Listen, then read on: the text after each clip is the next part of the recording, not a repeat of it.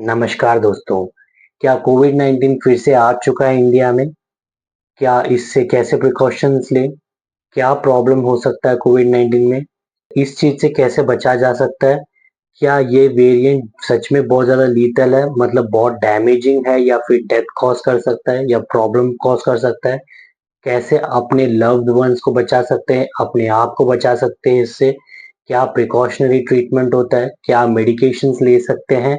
कैसे corona virus को detect किया जा सकता है या फिर डॉक्टर तक या हॉस्पिटल तक कब पहुँचे? इन सब चीज़ों के बारे में हम इस वीडियो में जानेंगे दोस्तों। अगर आप मेरे चैनल में पहली बार आए हो तो मैं बता दूँ, मैं बिज़नेस, फूड, ट्रैवल और मेडिकल रिलेटेड इन्फॉर्मेशंस के बारे में टाइम टू टाइम आपके सामने अपडेट लेके आते रहता हूँ। हम सबको पता है पिछले 5 साल से जो है कोविड ने कितना कहर मचा रखा है पूरा वर्ल्ड वाइड में। बट इस चीज़ से आपको डरना नहीं है दोस्तों, मैं पहले ही बता देता हूँ, इस चीज़ से डरना नहीं है। ये वीडियो मेरा बनाने का मोटो ही यही है कि आपको कैसे प्रिकॉशनरी एक्टिविटीज आप उसके हिसाब से ले सको, ताकि आप अपना लव्ड वंस को, अपने आप को बचा सको। तो इसलिए मैं ये वीडियो बना रहा हूँ। तो प्लीज डरिए मत, स्टार्टिंग में पैनिक मत होइए। कैसे आप अपने आप को बचा सकते हो मैं उसके बारे में बताऊंगा। सबसे पहले जो है, जो कोविड आया था 2019 में आया था, तो इसलिए इसको कोविड-19 बोला गया है। उसके बाद बहुत सारे वेरिएंट्स आ गए। अभी जो फ्रेश केसेस जो आ रहे हैं, ये महाराष्ट्र, कर्नाटका, अ, आंध्र प्रदेश, तमिलनाडु, केरला एंड दिल्ली, इन सारे जगहों में से आ रहा है। और ये आप देख सकते हो केरला में जो है सबसे ज्यादा अभी कोविड केसेस पाया गया है, जो कि 273 फ्रेश केसेस जो है केरला में पाया गया है दोस्तों।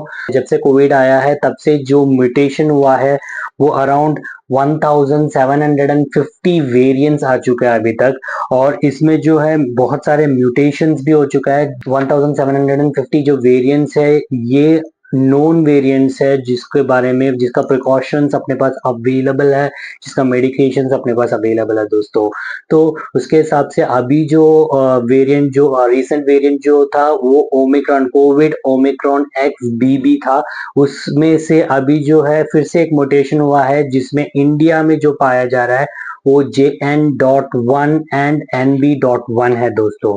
तो उसके ये जो JN.1 है, ये जो पाया गया था ये 10 अक्टूबर 2023 में पाया गया था दोस्तों। ये जो वेरिएंट है ये AS रिसेप्टर के साथ बाइंड नहीं करता, मतलब इसका जो म्यूटेशन है ऐसा म्यूटेशन है जो कि आपको आगे जो है, आप मोस्टली इसके वजह से मोस्टली एसिम्टोमेटिक पेशेंट्स बहुत है दोस्तों। एसिम्टोमेटिक पेशेंट्स के बारे में हम आगे बात करेंगे। 24 वेरिएंट्स जो है नोन वेरिएंट्स है जिसके बारे में हम प्रेडिक्ट कर सकते हैं। उससे भी ये अलग इसका जो स्ट्रेन है इसका शो हो रहा है दोस्तों। तो इसलिए जो है पहले तो इसका कैसे ये इसका कॉज है, मतलब क्या सिम्टम्स हो सकते हैं उसके बारे में हम जान लेंगे। XBB के बारे में मैं पहले बताना चाहूंगा ताकि आपको डिफरेंशिएट कर सकूं JN.1 या फिर NB.1 के अकॉर्डिंग। तो XBB में जो है, पहले इसका जो सिम्टम्स है उसको देख के मैं खुद चौंक गया था, क्योंकि इसका जो है नो फीवर है, नो कफ है, नो स्नीजिंग है। बट इसमें इसमें जो है जॉइंट्स पेन होता है, एपिटाइट लॉस रहता है। एंड तीसरा, इसमें जो है निमोनिया पेशेंट्स बहुत सारे हैं, मतलब कि जो तो आपका एयरवेज है वो बिल्कुल आपका धीरे धीरे मतलब कि कंस्ट्रिक्ट होने लग जाता है, जिससे आपको जो है लीथल, मतलब ये डैमेजिंग और बहुत ज्यादा डैमेजिंग एंड डेथ भी ये कॉज कर सकता है। बट अभी जो JN.1 है या फिर NB.1 है, ये इंडिया में फिलहाल पाया जा रहा है। इसमें जो सिम्टम्स आ रहा है, मेनली दो सिम्टम्स आ रहा है। एक तो बॉडी पेन, इतना बॉडी पेन होगा कि आप कोई पेन किलर भी खा लो फिर भी आपका बॉडी पेन रुकेगा नहीं। सेकेंड जो सिम्टम आ रहा है, इसमें फीवर, हाई फीवर है। तो ये दोनों सिम्टम्स की वजह से जो है या इसको पहचाना जा सकता है। तो अगर इनकेस आपको कफ, कोल्ड या बॉडी पेन हो रहा है तो प्लीज आप अपने आप को घर पे 2 या 3 दिन आइसोलेट कीजिए। क्योंकि अगर अगर आप अपने आप को आइसोलेट करोगे तो अपने आप को, अपने लव्ड वंस को, और दूसरा अपने सराउंडिंग में जितने भी लोग आते हैं, जहां भी आप जाते हो, उनको भी आप कहीं ना कहीं बचा सकते हो।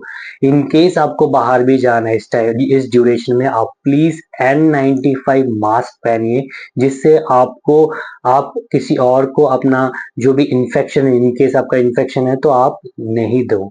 मतलब नहीं आगे पास ऑन कर पाओ। ठीक है। दूसरा, आपको डॉक्टर तक कब जाना है? अगर आपको फीवर ज्यादा फील हो। सेकंड, अगर आपको वॉमिटिंग फील हो। थर्ड, आपको नोजियस फील हो, नोजियस मतलब जी घबराने जैसे आपको फील हो, या फिर हेडेक ज्यादा हो, जिससे आप मेडिकेशंस लेने के बावजूद भी आपको ये प्रॉब्लम ज्यादा है। मेडिकेशंस के बारे में हम आगे बात करेंगे, क्या मेडिकेशंस ले सकते हैं। तो ये सब प्रॉब्लम्स आपको फील हो रहा हो बहुत ज्यादा, तो प्लीज डॉक्टर को कंसल्ट करिए। अदरवाइज डॉक्टर के यहाँ पे रश करने की जरूरत नहीं है। अब एक्सबीबी भी कहीं कहीं पाया जा रहा है। एक्सबीबी के बारे में आपको बताया, निमोनिया भी हो सकता है। तो इसमें जो है मोस्टली मैंने स्टार्टिंग में ही बताया, एक्सबीबी हो या फिर NB.1 हो, तो मेन जो सिम्टम है ये एसिम्टोमेटिक पेशेंट्स है। मतलब ये जो है कोई भी सिम्टम ही नहीं दिखा रहे पेशेंट्स। मतलब आप अगर कोई भी टेस्ट भी कर लो, रैपिड टेस्ट कर लो या स्वैप टेस्ट कर लो, कोई भी टेस्ट कर लो, तो भी आपको नेगेटिव मतलब फॉल्स नेगेटिव रिपोर्ट दे रहा है। तो इसका मतलब ये है कि दोस्तों कि इजीली इसको डिटेक्ट नहीं किया जा सकता, बट WHO के तरफ से ये बताया गया है कि ये लीथल नहीं है। मतलब मेजर डैमेज नहीं करेगा, या फिर आप बोल सकते हो कि डेथ कॉज नहीं करेगा, बट अपने आप को पहले से प्रिकॉशंस में रखो, प्रिकॉशनरी में रखो, ताकि आप अपने आप को आगे जो है आप स्प्रेड ना कर पाओ। सेकेंड, जैसे मैंने बताया था, आप N95 मास्क पहनिए। प्लीज आप 1.5 मीटर मतलब थोड़ा दूर रहिए क्राउड से, क्राउडेड एरिया में जाने से प्लीज अवॉइड करिए। और थर्ड, आपको मैं ये बता दूं कि ये जो है एयरबॉर्न डिजीज है दोस्तों, तो इसलिए अभी जो गर्मी चल रहा है, मतलब समर टाइम चल रहा है, तो आप कहीं समर वेकेशंस चल रहा है, बाहर जा रहे हो, घूमने जा रहे हो, क्राउडेड एरिया में जा रहे हो, तो ये एयरबॉर्न डिजीज है दोस्तों। तो प्लीज इन सब चीजों को आप अभी के लिए अवॉइड करिए, क्योंकि ये बहुत ही तेजी से बढ़ रहा है। ओमिक्रॉन XBB जो है ये डेल्टा वेरिएंट से 5 गुना घातक और हानिकारक है, 5 गुना तेज बढ़ने वाला वेरिएंट है। तो प्लीज आप अपने आप को बचा के रखिए। मैंने आपको बताया बार बार, आप अपने आप को बचाइए। अब 2021 के बाद जितने भी बच्चे पैदा हुए हैं उनको प्लीज आप प्रोटेक्ट करके रखिए, क्योंकि उनको वैक्सीनेशन नहीं लगा। सेकेंड, वो इस डिजीज से न्यू रहेंगे, उनके लिए बहुत नया डिजीज है ये। तो प्लीज आप कैसे प्रिकॉशंस ले सकते हो, मैं उसके बारे में बता देता हूँ। ये जो है, आपको N95 मास्क पहनना है, 1.5 मीटर्स दूर रहना है, क्राउडेड प्लेसेस में नहीं जाना, और प्लीज अपने आप को टाइम टू टाइम सैनिटाइज करिए, हैंड्स को सैनिटाइज करिए। प्लीज आप हाथ मुंह धो के जाइए, या फिर घर आते ही प्लीज आप नहा लीजिए, जिससे आपका जो भी इन्फेक्शन रेट है थोड़ा कम हो जाएगा। इनकेस अगर आप फैला रहे हो, या फिर कोई भी ऐसे स्पेस जगह पे आप हाथ रख रहे हो, या फिर कहीं जा रहे हो आ रहे हो, तो एकदम से आप अपने नाक या मुंह के पास अपने हाथ ना लेके जाओ, ताकि आप अपने आप को भी इन्फेक्ट ना करो। दूसरा, इसका मेडिकेशंस के बारे में जान लेंगे। सबसे पहला सिंपलेस्ट मेडिसिन है जो हम सबको पता है, जो कि है पैरासिटामोल लेना है आपको। पैरासिटामोल में भी अलग अलग स्ट्रेंथ आता है, 500, 650। बच्चों का भी जो है आपको सिरप ड्रॉप्स वगैरह भी मिलता है। तो 4 to 6 आवर्स के बीच में लेना होगा paracetamol, according to the body weight. तो उसके हिसाब से आप ले सकते हो, 6 आवर्स के बाद आप ले सकते हो, ज्यादा नहीं। बहुत ज्यादा बुखार हो, बहुत ज्यादा आपको ऐसे सिम्टम्स फील हो रहा है, तो सिर्फ पैरासिटामोल लेना है, और उसके अलावा और कोई मेडिकेशंस नहीं लेना।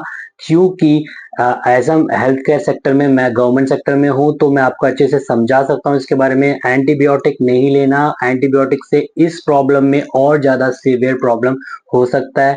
एंटीवायरल मेडिसिन नहीं लेना। उसके अलावा NSAIDs मतलब नसेड्स ड्रग भी नहीं लेना, खासकर आपको आइबुप्रोफिन नहीं लेना। उसके अलावा आपको न्यूमोसाइड नहीं लेना, एस्पिरिन नहीं लेना दोस्तों। तो सिर्फ और सिर्फ पैरासिटामोल लीजिए। अगर आपका कंडीशन सीवियर जाता है, जैसे कि ज्यादा हेडेक हो रहा है, फीवर हो रहा है, या फिर आपका बॉडी पेन बहुत ज्यादा हो रहा है, नॉशियस फील हो रहा है, वॉमिटिंग फील हो रहा है, जिससे आप मेडिकेशंस लेने के बाद भी आपको ये प्रॉब्लम शॉर्ट आउट नहीं हो रहा, तो डॉक्टर्स को कंसल्ट करिए। अदरवाइज आप डॉक्टर के यहाँ पे या फिर हॉस्पिटल्स में भी ज्यादा भीड़ बढ़ा के मत करिए। दोस्तों इस चीज से मैं बार बार क्यों बोल रहा हूँ कि डरो मत, क्योंकि जब कोविड-19 आया था स्टार्टिंग में फर्स्ट जो वेरिएंट आया था, तो उस टाइम में हम इसके बारे में बिल्कुल भी अवेयर नहीं थे दोस्तों। इसके बारे में हम बिल्कुल भी नहीं जानते थे कि ये क्या चीज है, क्या प्रॉब्लम कर सकता है, क्या प्रिकॉशंस हो सकता है। बट अभी इस टाइम में जो है हमारे पास इसके लिए इसका जो है अपने पास वैक्सीनेशंस अवेलेबल है एंड प्रिकॉशनरी अवेलेबल है। और आप सब जानते हो कि इंडिया का फार्मास्यूटिकल सेक्टर इतना स्ट्रांग है कि वर्ल्ड वाइड में हमने वैक्सीन जो है डिलीवर करे थे। तो उसके हिसाब से जो है इसका प्रिकॉशंस प्रॉपर है और स्टेट हेल्थ गवर्नमेंट ने भी प्रॉपर प्रिकॉशनरी गाइडलाइंस जो है अपने हॉस्पिटल्स को दे चुका है, जैसे कि बेड्स अवेलेबल रखो, ऑक्सीजन सिलेंडर्स अवेलेबल रखो, ताकि उसके अकॉर्डिंग कुछ भी सीवियर कंडीशन होता है तो हम उसके हिसाब से ध्यान दे सकते हैं। बट लास्ट मैं यही बोलना चाहता हूँ कि ये जो कोविड-19 है ये एक तरीके से सीजनल डिजीज हो चुका है। ये और भी आगे बढ़ सकता है, और भी वेरिएंस इसका आ सकता है 2 या 3 साल या उससे ज्यादा भी। तो अपने आप को इस चीज से बचा के रखिए, मैं तो यही कहूंगा, और अपना लाइफस्टाइल अच्छे से रखिए, अपना प्रिकॉशंस रखिए, अपना इम्यूनिटी स्ट्रांग रखिए दोस्तों। तो इसी से मैं इस वीडियो को समाप्त करता हूँ, और आगे कोई और इन्फॉर्मेशन होगा तो आपके सामने जरूर शेयर करूंगा। तब तक के लिए take care and bye bye.